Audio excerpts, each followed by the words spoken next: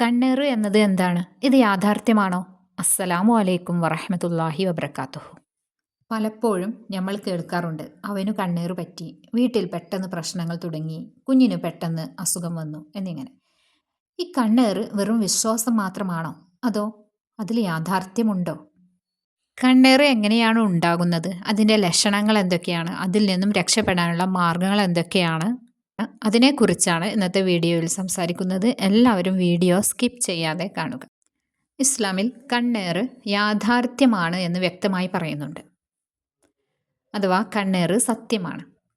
കണ്ണേറ് സാധാരണയായി ഉണ്ടാകുന്നത് അസൂയയും അത്ഭുതവും മൂലമാണ്. ഉദാഹരണത്തിന് ഒരാളുടെ സൗന്ദര്യം, സമ്പത്ത്, വിജയം, കുട്ടികളുടെ കഴിവ്, വീടും ജീവിതവും ഇവയെല്ലാം കാണുമ്പോൾ ചിലപ്പോൾ ആളുകൾക്ക് അസൂയ തോന്നാം. അപ്പോൾ ചിലപ്പോൾ അവർ അള്ളാഹുവിനെ ഓർക്കാതെ മാഷാ അല്ലാ ബാറക്കല്ലാ ഇതൊന്നും പറയാതെ അത്ഭുതത്തോടെ അവർ നോക്കി നിന്നിട്ടുണ്ടാവും. അവരുടെ മനസ്സിൽ ചിലപ്പോൾ അസൂയ ജനിച്ചിട്ടുണ്ടാവാം. അതാണ് കണ്ണേറായി ബാധിക്കുന്നത്. കണ്ണേറ് ബാധിച്ചാൽ പലതരത്തിലുള്ള പ്രശ്നങ്ങൾ ഉണ്ടാകാം. ഉദാഹരണത്തിന് പെട്ടെന്നുള്ള അസുഖങ്ങൾ, ഡോക്ടർമാർക്ക് കാരണം കണ്ടെത്താൻ ബുദ്ധിമുട്ടുള്ള അസുഖങ്ങൾ, കുട്ടികളുടെ പ്രശ്നങ്ങൾ, കുഞ്ഞുങ്ങൾ പെട്ടെന്ന് കരയൽ, അസ്വസ്ഥത, കുടുംബ പ്രശ്നങ്ങൾ, വീട്ടിൽ അനാവശ്യ തർക്കങ്ങൾ, സാമ്പത്തിക തടസ്സങ്ങൾ, വരുമാനം ഉണ്ടെങ്കിലും സമാധാനമില്ല, മാനസിക അസ്വസ്ഥത, ഉറക്കം കുറയുക, ഭയം.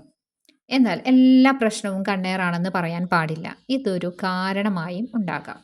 കണ്ണേറിൽ നിന്ന് രക്ഷപ്പെടാനുള്ള മാർഗങ്ങൾ നോക്കാം.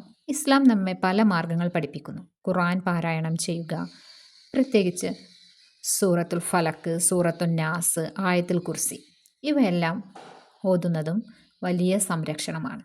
രാവിലെയും വൈകുന്നേരവുമായിട്ട് ദിക്റുകൾ പതിവാക്കുക.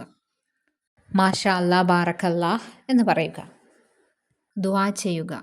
നമ്മുടെ കുട്ടികൾക്കും കുടുംബത്തിനും വേണ്ടി ദുആ ചെയ്യുക. ഖുർആനും ദുആയും ആണ് ശരിയായ മാർഗം. ഖുർആനും ദുആയുമാണ് ശരിയായ മാർഗം. ഇസ്ലാമിൽ അള്ളാഹുവിനോട് മാത്രമാണ് ഇതിനൊക്കെ നമ്മൾ സഹായം തേടാൻ പാടുള്ളൂ. പ്രിയ സഹോദരങ്ങളെ, കണ്ണേറ് യാഥാർത്ഥ്യമാണെങ്കിലും ഭയപ്പെടേണ്ടതില്ല. നമ്മൾ ഖുർആൻ വായിച്ചാൽ, ദുആ ചെയ്താൽ, അള്ളാഹുവിനെ ഓർത്താൽ അള്ളാഹു നമ്മെ എല്ലാ ദോഷങ്ങളിൽ നിന്നും രക്ഷിക്കും. അള്ളാഹുവിൻ്റെ സംരക്ഷണം ലഭിക്കുമ്പോൾ മറ്റൊന്നിനെയും നമ്മൾ ഭയപ്പെടേണ്ട ആവശ്യമില്ല. നമ്മൾ വിശ്വാസം വെക്കേണ്ടത് അള്ളാഹുവിൽ മാത്രമാണ്, മറ്റു വസ്തുക്കളിലല്ല. ഒരു കാര്യം പ്രത്യേകം ശ്രദ്ധിക്കണം. ഇന്ന് സമൂഹത്തിൽ കണ്ണേറിനെ കുറിച്ച് പല തെറ്റായ വിശ്വാസങ്ങളും രീതികളും കാണാറുണ്ട്. പക്ഷേ ഒരു മുസ്ലിമിൻ്റെ വിശ്വാസം ഇതിലൊന്നിലും ആകാൻ പാടില്ല. സഹായവും സംരക്ഷണവും നൽകുന്നത് ഒരേ ഒരു അള്ളാഹുവാണ്. അതുകൊണ്ട് കണ്ണേറോ മറ്റു ദോഷങ്ങളോ മാറാൻ നമ്മൾ ആശ്രയിക്കേണ്ടത് ഖുർആനും നബി പഠിപ്പിച്ച ദുആകളും മാത്രമാണ്. നമ്മൾ ചിലപ്പോൾ കാണാറുണ്ട്, ആളുകൾ വീടുകളുടെ മുന്നിൽ ചില വസ്തുക്കൾ തൂക്കി വെക്കുന്നു, കുട്ടികളുടെ കയ്യിൽ നൂൽ കെട്ടുന്നു, അല്ലെങ്കിൽ ഇത് കെട്ടിയാൽ കണ്ണേറ് വരില്ല എന്ന് പറഞ്ഞ് പല കാര്യങ്ങളും ചെയ്യുന്നു. പക്ഷേ ഇതൊന്നും യഥാർത്ഥ സംരക്ഷണം നൽകുന്നവയല്ല. ഇസ്ലാം നമ്മെ പഠിപ്പിക്കുന്നത് വളരെ വ്യക്തമായ ഒരു കാര്യമാണ്. അള്ളാഹുവിനെ ഓർക്കുക, ഖുർആൻ വായിക്കുക, ദുആ ചെയ്യുക. ഇതാണ് ഒരു മുസ്ലിമിൻ്റെ യഥാർത്ഥ സംരക്ഷണം. പ്രവാചകൻ മുഹമ്മദ് നബി സല്ലല്ലാഹു അലൈഹി വസല്ലമ നമ്മെ പഠിപ്പിച്ചത് കുട്ടികൾക്കും കുടുംബത്തിനും വേണ്ടി ദുആ ചെയ്യാനും രാവിലെയും വൈകുന്നേരവും ദിക്റുകൾ പതിവാക്കുവാനും ഖുർആനിലെ സംരക്ഷണ സൂറത്തുകൾ ഓതുവാനും വേണ്ടി മാത്രമാണ്. അതുകൊണ്ട് നമ്മൾ ചെയ്യേണ്ടത് എന്താണ്? കണ്ണേറിനെക്കുറിച്ച് അനാവശ്യ ഭയം പിടിച്ചു നിൽക്കേണ്ടതേയില്ല. പകരം അള്ളാഹുവിൽ വിശ്വാസം ശക്തമാക്കണം. ഒരു മുസ്ലിം തൻ്റെ ജീവിതത്തിൽ ഖുർആൻ പാരായണം പതിവാക്കുകയും നബി പഠിപ്പിച്ച ദുആകൾ പറയുകയും ചെയ്താൽ അള്ളാഹു തന്നെ അവനെ പല ദോഷങ്ങളിൽ നിന്നും സംരക്ഷിക്കും. അതിനാൽ നമ്മൾ ഓർക്കേണ്ട ഒരു വലിയ സത്യം ഇതാണ്: സംരക്ഷണവും രക്ഷയും നൽകുന്നത് അള്ളാഹുവാണ്. അവനെ ആശ്രയിച്ചാൽ നമ്മൾക്ക് മറ്റൊന്നിനെയും ഭയപ്പെടേണ്ടതില്ല. എല്ലാ പ്രശ്നവും കണ്ണേറാണെന്ന് പറഞ്ഞ് നടക്കുന്നത് ശരിയല്ല. ചിലപ്പോൾ അത് സാധാരണ രോഗമായിരിക്കും.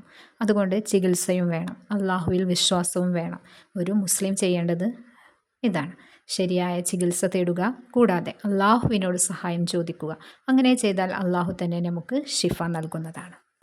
അള്ളാഹു നമ്മെയും നമ്മുടെ കുടുംബത്തെയും കണ്ണേറും എല്ലാ ദോഷങ്ങളിൽ നിന്നും രക്ഷിക്കട്ടെ. ആമീൻ. കണ്ണേറിനെ കുറിച്ചിട്ടുള്ള നിങ്ങളുടെ അഭിപ്രായം കമൻറ്റ് ചെയ്യൂ. കണ്ണേറിൽ നിന്നും രക്ഷപ്പെടാനുള്ള പ്രത്യേക ദുആയുമായി അടുത്ത വീഡിയോയിൽ കാണാം ഇൻഷാ അല്ലാഹ്.